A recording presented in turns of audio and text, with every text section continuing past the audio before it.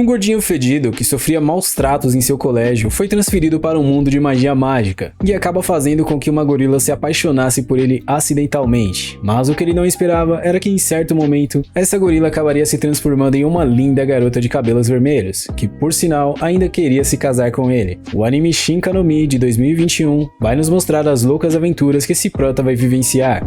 Começamos com um jovem garoto gordinho chamado Seiichi em seu colégio, quando repentinamente alguém anuncia no interfone escolar dizendo que era Deus, que iria transferir os alunos para outro mundo, como grandes heróis, e dar habilidades de um RPG padrão para os alunos. Ao formarem grupos para ir a outro mundo, o gordinho solitário acabou ficando sozinho, já que ele era fraco demais e fedia bastante. Quando Deus viu que ele ficou sozinho, deu uma habilidade a mais para ele, e vemos então o garoto do novo mundo, aparentemente passando por maus bocados para poder sobreviver. Ao avistar um aperitivo, ele é pisoteado por algo, e acaba encontrando uma fruta misteriosa, e descobre que era uma fruta da evolução. Ao dar a primeira bocada, percebe que ela era horrível. Apesar do nome da fruta ser fruta da evolução, não tinha acontecido nada com seu corpo, e ele decide explorar um pouco o mundo, até que ele encontra com alguns macacos reunidos. Mas como eles eram fortes demais para ele, o prota espera eles saírem para poder pegar as frutas da evolução que eles tinham, juntamente com as poções de recuperação. Após comer algumas frutas da evolução, um macaco chega em seguida dando uma surra nele sem dó nem piedade, e quando estava prestes a ser comido, o fedor dele apaga o macaco acidentalmente. Como consequência disso, ele ganhou alguns itens e habilidades, e percebe que conseguia ler o livro graças à habilidade extra que Deus tinha lhe dado. Depois disso, ele passa por um processo de evolução, onde seu corpo estava mais magro. 5 meses se passaram, e ele acabou sendo atacado por um lobo bem mais forte do que ele, mas ele consegue derrotá-lo em seguida com apenas um chute, apesar de ainda estar no nível 1, e ainda por cima ganha uma adaga. Mas como isso não era o bastante, ele passa por mais um processo de evolução, e faltava apenas uma evolução para que ele pudesse bater a evolução máxima. Seiichi então é surpreendido por uma gorila enorme que queria lutar contra ele, e ao checar os status dela, percebe que iria ser macetado naquele momento, e a luta entre eles começa, e ela fica encantada com ele. Ao receber um ataque em cheio, ele quase foi deletado, e a gorila revela seu nome, que era Saria, e ele logo é atacado novamente pela gorila fêmea, fazendo com que ele usasse pela primeira vez sua habilidade suprema de água, mas foi ele quem sofreu com isso. Quando ele recebeu uma sequência de ataques, Seiichi decide usar seu fedor para poder sobreviver, o que acaba funcionando parcialmente, já que ela se apaixonou completamente por ele após isso, e o sequestra em seguida. Na caverna da gorila, ela o mima com comida, que logo acaba comendo por estar faminto, e como se não bastasse, dá até roupas para que ele pudesse vestir. O prota então pensa em um jeito de sair dali, mas quase tem um ataque em seguida.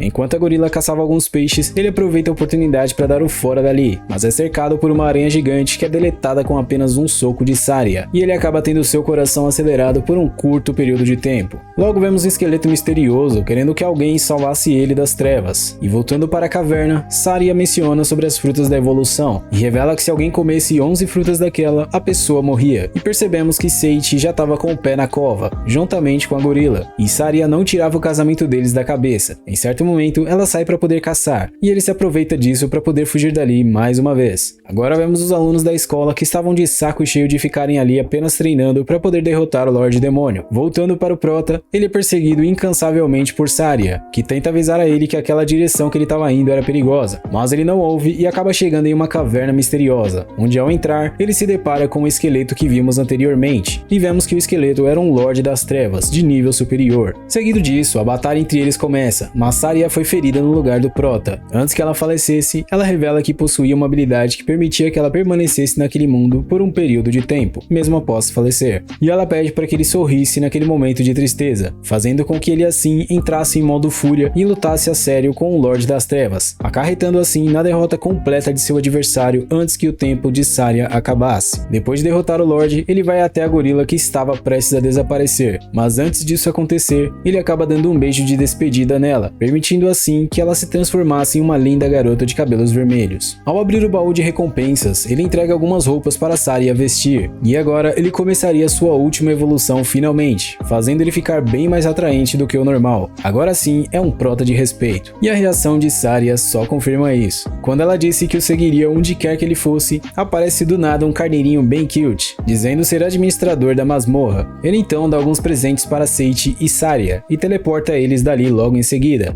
Saindo da masmorra, ele e Saria vão até a cidade mais próxima, e após derrotar um slime que estava em seu caminho, seu capacete se transforma em uma espécie de manto overpower, e percebe que aquilo tudo era obra do carneirinho Cute. Chegando na cidade, eles não tinham comprovante de identidade, então eles teriam que tocar na gema da verdade para poder passar. Após pegarem autorização para entrar na cidade, eles vão até uma guilda de aventureiros, porém se deparam com algumas cenas estranhas por lá, e ao tentar fugir dali, o mestre da guilda acaba cercando eles e os empurrando para dentro. Enquanto falavam com o mestre, Saria finalmente o convence a se registrar na guilda. Enquanto isso, alguns caras estranhos chegam para poder arrastar o prota para algum lugar, mas quando revelam a aparência dele, o líder dos caras estava com uma roupa estranha e altamente suspeita, fazendo com que ele fugisse dali como se não houvesse amanhã. Voltando para a guilda, eles descobrem que precisariam de um instrutor para poder pegar as missões da guilda e passar pelo teste, e o prota acaba babando pela instrutora chamada Arutoria, que após um pouco de hesitação decide aceitar ser instrutora deles. Ela então menciona as tarefas que eles teriam que fazer para serem aprovados, e ela fica envergonhada após receber um elogio deles. Saria acabou ficando em um orfanato para ajudar, enquanto o prota e a instrutora 10/10 ajudavam um garotinho. O prota iria demolir uma construção, mas ele acabou se empolgando demais e foi soterrado ali mesmo, e a Arutoria sai desesperada pensando que ele já tinha virado papel, e descobrimos que ela tinha algum tipo de azar em particular, mas Seiichi sai dali como se não fosse nada, recebendo uma encarcada da 10/10 em seguida. Após isso, o último serviço dele seria levar um lobo gigante para passear, mas acaba fugindo como se sua vida fosse encerrar ali. Voltando para a guilda, eles recebem as recompensas dos serviços feitos, e como não tinham onde passar a noite, Arutoria permite que eles ficassem na hospedaria que ela estava, e eles aceitam de bom grado. Após uns dias, eles fariam um teste para coletar algumas ervas medicinais, mas ele sai correndo dali sem ouvir a explicação dela. Mais tarde, Saria mostra suas ervas, enquanto Seiichi apenas pegou alguns cogumelos, e ele sai novamente desesperado para poder coletar as ervas, mas foi um completo fracasso nisso. O prota então acaba avistando alguns monstros por ali, que quando veem ele, decidem convocar um troll gigantesco para poder acabar com Seiichi. Porém, ele para o ataque com apenas uma mão, e ainda suga a força de seu oponente para si, fazendo com que eles fugissem dali completamente desesperados. Voltando a Arutoria, ele recebe mais uma encarcada dela, e vemos em seguida os monstros de anteriormente levando uma encarcada de uma vilã deveras divina. De volta à cidade, eles foram dar continuidade no teste final da guilda, onde eles precisariam caçar 10 slimes, mas Arutoria percebe que o campo estava repleto de magia de teleporte e cancela o teste em seguida. Porém, ela acabou ativando uma dessas magias repentinamente, e eles foram enviados junto com ela para uma espécie de calabouço. Após conversarem um pouco, Arutoria entrega uma pedra mágica para ambos, onde permitia verificar a situação e localização de alguém do grupo, e ela em seguida, acidentalmente, ativa uma armadilha que faz com que eles se separassem na masmorra. Saria então usa a pedra guia que ela deu, mas não foi muito útil naquele momento. Enquanto isso, a instrutora lutava contra uma múmia. Seiichi e Saria encontram com uma espécie de baú de tesouro suspeito, que logo começa a se mexer e ataca o prota, mas é exterminado em seguida facilmente, recebendo alguns itens lendários como recompensa, e eles percebem que Arutoria estava em perigo. Vemos em seguida ela entrando em uma porta enorme, onde acaba ficando presa em seguida, tendo que lutar contra uma criatura que era muito mais poderosa do que ela. E mais uma vez, os estranhos estavam tomando uma encarcada da vilã 10/10, e descobrimos que o monstro que Arutoria tinha ficado presa era o Deus Dragão Negro, e ela acabou tomando sacode para o monstro, até que ela decide usar sua habilidade suprema para poder derrotar o Deus Dragão. Mas o poder do Deus Dragão estava muito fora da curva, e quando ela estava prestes a ser derrotada com um golpe final, Seiichi e Saria aparecem para poder salvá-la no último segundo.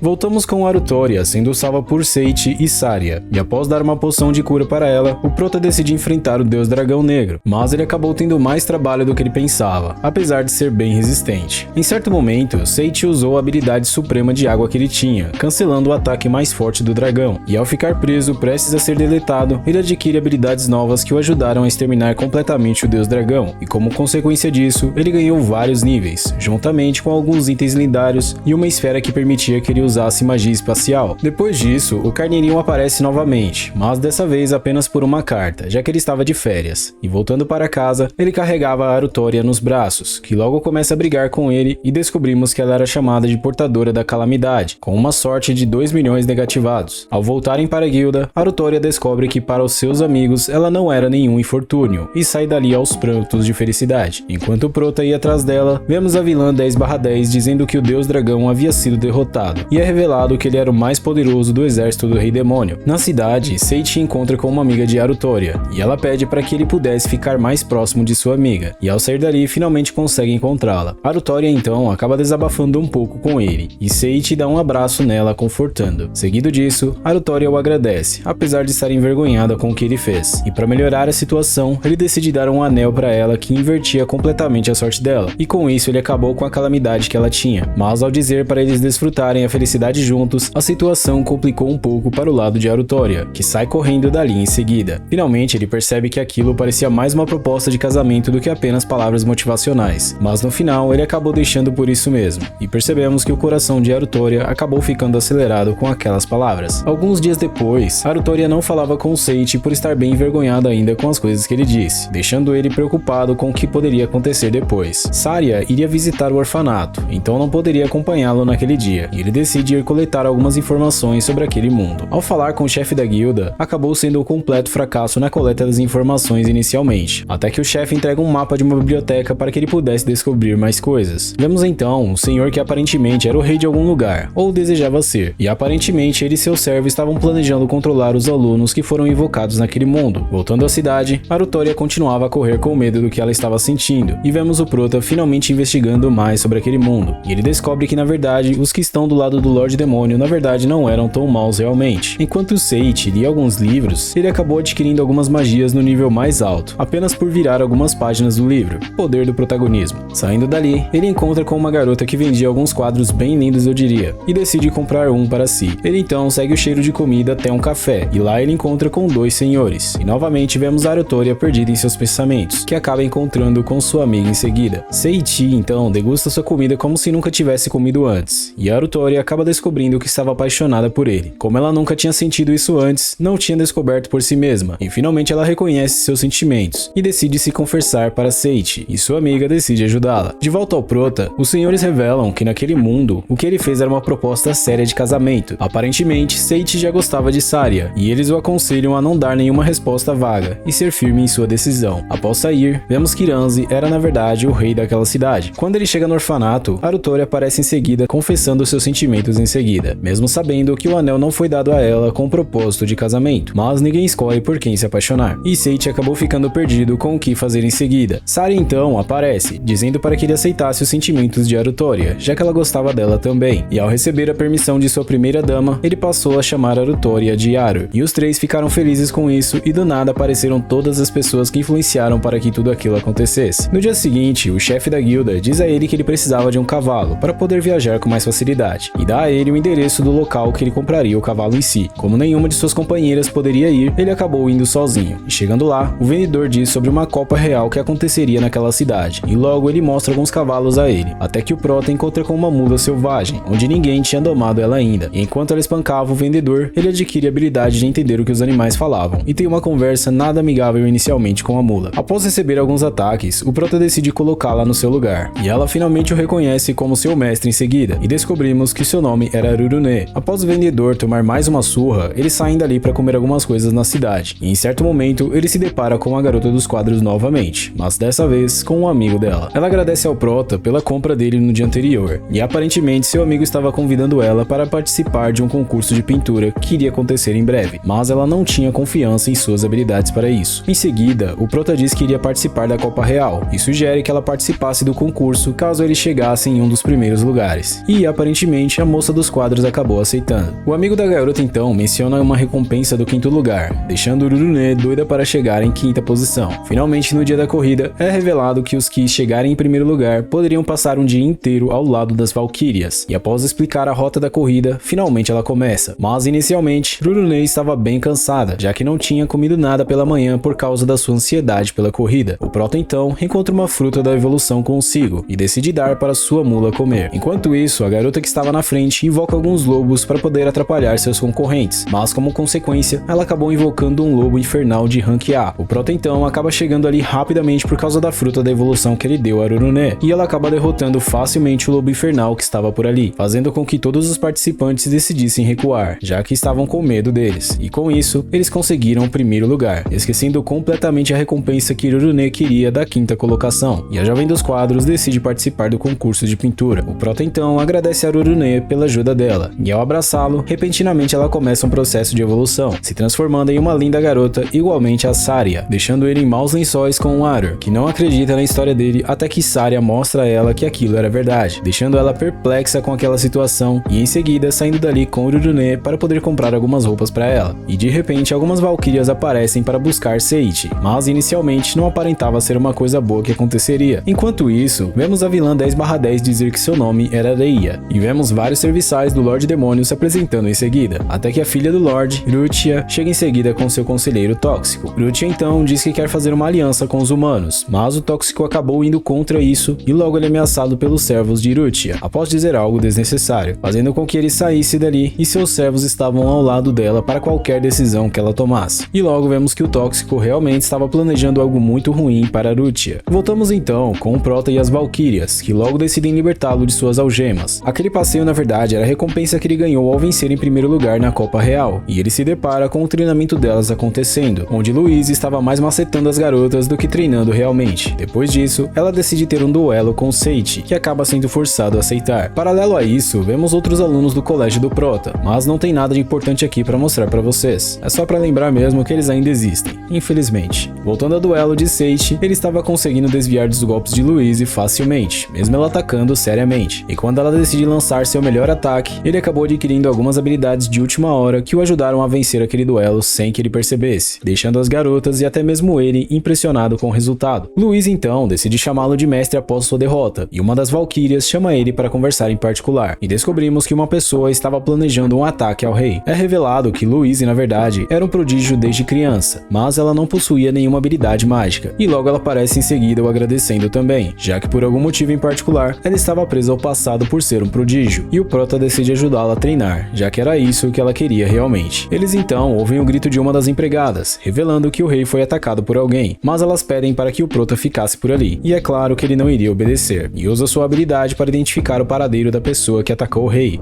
Continuamos com Seiichi identificando a possível assassina, e percebe que era apenas uma criança de 8 anos escravizada, até que eles então acabaram tendo um encontro inusitado, pelo menos para ela. Quando ela lança algumas adagas, ele adquire a habilidade reflexiva acidentalmente, e finalmente um duelo de verdade entre eles começa, apesar de não durar muito tempo. Louise e as outras valquírias aparecem, e o Prota revela que a garotinha era a pessoa que eles buscavam, e elas decidem levar a pequenina para interrogatório. Descobrimos então que a arma que a garotinha usou era uma adaga amaldiçoada, e por esse motivo o rei jamais acordaria novamente, apesar de ainda estar vivo. Seiichi teve a ideia de tentar salvar o rei, mas fica surpreso ao perceber que ele era o Uranze, que era o cara que ele tinha visto no bar anteriormente. O Prota então é apresentado ao irmão mais velho de Louise, Baruze, que logo conta com ele para poder salvar o rei. Finalmente ele tenta criar um feitiço capaz de reverter a maldição do rei, apesar de não conseguir inicialmente, já que nada vinha em sua mente. E após dizer uma palavra simples inconscientemente, acidentalmente ele acabou criando uma magia de saúde eterna em cima do rei, que logo desperta e decide recompensá-lo pelos seus feitos. Vemos agora o rei de outro reino, o mesmo que parecia estar planejando algo anteriormente, e ele revela que está fazendo todos os heróis de escravos, e pelo visto, os heróis não estavam se dando bem uns com os outros na academia, mas o verdadeiro motivo ainda não nos foi revelado. Enquanto Seiichi tomava banho na companhia do rei, o mesmo revela seu sonho para ele, e voltando para o rei perverso, o soldado fiel ali não concordava com as atitudes de Hélio, que era o gado do rei, até que eles receberam um ataque repentino, e Zakia decide ir atrás do malfeitor que fez isso. Enquanto o rei nojento era ludibriado pelo seu servo, descobrimos que foi o próprio rei desse reino que tinha mandado executar o rei que está na companhia do Prota. Afinal, ele não apoiava a união dos humanos com os demônios. Seiichi desperta repentinamente, e Saria e suas companheiras estavam preocupadas com ele, e quando Louise chega, as garotas se apresentam, fazendo com que o irmão de Louise entendesse errado o relacionamento deles, apesar de não estar tão errado assim na verdade. Na sala de interrogatório, uma das valquírias tentava pegar as informações com a pequenina, mas antes de continuar, eu gostaria de ter uma pequena conversa com você rapidinho. Se você quer aprender a desenhar seus personagens favoritos, dá uma olhada no link que eu deixei na descrição do vídeo e no comentário fixado, onde lá você vai aprender os métodos mais práticos e funcionais sem enrolação para conseguir finalmente realizar o seu sonho de aprender a desenhar, além de, claro, estar me ajudando a realizar os meus sonhos também. Continuando com o interrogatório, a valquíria até agora não tinha conseguido nada, e após uma tentativa deveras maldosa com a pequena criança, ela mesma foi punida por suas atitudes, fazendo com que o Prota e Louise dessem uma boa refeição para a pequena. A líder das valquírias então menciona que o colar que a pequena usava obrigava o usuário preso a ele a obedecer às ordens de quem o colocou, e vemos que Zakia se perguntava por quem ele levantava sua espada, já que era contra as atitudes do rei, e com isso temos uma leve visão de seu passado recente, onde ele acabou lutando contra um cidadão de bem, que percebeu as perversidades do rei, e tentou apagá-lo, pois o rei mandou exterminar uma pessoa importante para ele apenas por ela ser do clã dos demônios. Porém, isso acabou não sendo motivo suficiente para convencer Zakia, que agia atualmente como uma marionete do rei perverso, e logo o duelo deles chega ao fim e o arqueiro misterioso consegue consegue fugir. Voltando para Seiichi, ele tentava reverter a magia do colar da escravidão para destruí-lo, até que ele acaba criando uma magia completamente inusitada, invocando um presidente suspeito. Porém, no final tudo correu bem e o colar da escravidão foi destruído, fazendo com que a pequenina chorasse de felicidade após isso. A garotinha então começa a revelar sua história, e ela e outros sobreviventes foram forçados a se tornar exterminadores, apesar de ela não querer realmente seguir por esse caminho. Mas o prota logo a conforta, já que isso tudo que ela tinha passado não tinha sido culpa dela, e diz que ela poderia considerá-lo seu irmão mais velho. Com isso, descobrimos que o nome da garota era Oliga, e ela aceita se juntar ao prota após um pouco de insegurança. Vemos agora que o traste do servo da rainha demônio estava aprontando uma traição, e era ele quem estava tentando gerar essa guerra juntamente com o traste do rei perverso. Enquanto isso, Seiichi estava tentando controlar sua magia, e Louise aparece em seguida, pedindo para que o prota protegesse o rei, pois ela precisaria sair para ajudar um paladino negro que estava lutando contra hordas de demônios, que estavam tentando atravessar as fronteiras do reino. E por fim, ele decide aceitar o pedido da líder Valkyria. Após um tempo, finalmente Seiichi conseguiu controlar sua magia, e do nada ele adquiriu uma habilidade que parecia poder exterminar geral. O chefe da guilda e sua companheira chegam em seguida, na companhia de um grande mago chamado Barna, apesar do prota não fazer ideia de quem ele seja. Já na presença do rei, descobrimos que eles na verdade eram amigos de muito tempo, e Barna tinha sido professor do rei no passado, mas antes que a conversa pudesse continuar por muito tempo, um soldado aparece dizendo que uma horda de 5.000 demônios nível chefe estavam se aproximando da cidade, e pelo visto, as Valkyrias estavam bem ocupadas por ali também, e temos um leve vislumbre das habilidades de Louise. Voltando ao prota, não demora para que algumas pessoas da cidade chegassem para ajudá-los também, inclusive até o chefe da guilda decide entrar na brincadeira, e finalmente eles partem para a batalha. Nesse ponto, vemos que os músculos do chefe não eram à toa, e cada um ali tinha uma habilidade útil de batalha pelo menos, apesar de não parecer. Mas o Mago Supremo, que estava cansado de olhar, cria um ciclone arrastando vários demônios para dentro dele, até que eles percebem que novos monstros estavam se aproximando, e esses eram bem mais fortes do que os que eles derrotaram recentemente. Conforme o prota via que seus amigos estavam tendo bastante trabalho dessa vez, ele decide criar uma magia definitiva, e mais uma vez o poder do protagonismo agiu aqui, e ele acabou criando uma magia forte o suficiente para derrotar todos os demônios ali, e tudo que ele considerava impuro. Ou seja, o chefe da guilda e sua companheira acabaram indo junto nessa, porém eles estavam gostando disso, já que estavam bem. No final, o traste de demônio também foi atingido pela magia de Seiichi, e até mesmo o Mago Supremo ficou impressionado com suas habilidades, e não demora para que ele começasse a subir de nível sem parar, fazendo com que ele adquirisse mais habilidades fora da curva. Isso sim é o poder do protagonismo exagerado. Depois disso, o mago pede para que o prota fosse para a academia dele ensinar magia, que era a academia que seus colegas estavam atualmente, e como ele não conseguia deixar suas companheiras para trás, então o Mago Supremo delega algumas funções para suas companheiras, convencendo ele assim de finalmente lecionar na academia de Barney. Como eles ainda tinham alguns dias sobrando, o prota decide aproveitar um pouco com suas companheiras pela cidade, dedicando assim um pouco de atenção para a Mula, que eu não me lembro o nome, para a Arutória, que era ciumenta, e para a Saria e Oliga também. E quando o Seiichi manda uma bela declaração para a Saria, eles foram interrompidos no último momento, e eles percebem que um evento de exposição de quadros aconteceria em breve. O primeiro quadro era uma completa porcaria, para não falar outra coisa, e já o quadro da garota que o prota encontrou anteriormente era uma obra de arte, onde a mesma tinha usado a imagem do prota e da Mula para pintar o seu quadro, como uma homenagem a Seiichi. Após isso, ela menciona que iria se especializar em suas artes, e por isso não iria mais estar por ali naquela cidade para poder vê-lo novamente. As Valkyrias então retornam de sua longa batalha, e Louise menciona que gostaria de ir com ele também, apesar do prota convencê-la de ficar na cidade por hora. Enquanto isso, vemos que o traste estava trabalhando com um rei demônio que estava selado, que estava tentando voltar novamente para trazer o caos ao mundo. O dia da partida do prota por fim chega, e ele se despede de todos os amigos que ele fez naquela cidade, partindo assim para o seu novo destino em seguida. Já na carruagem, ele agradece a todas as suas companheiras, e um abestado aparece repentinamente em cima da carruagem dele.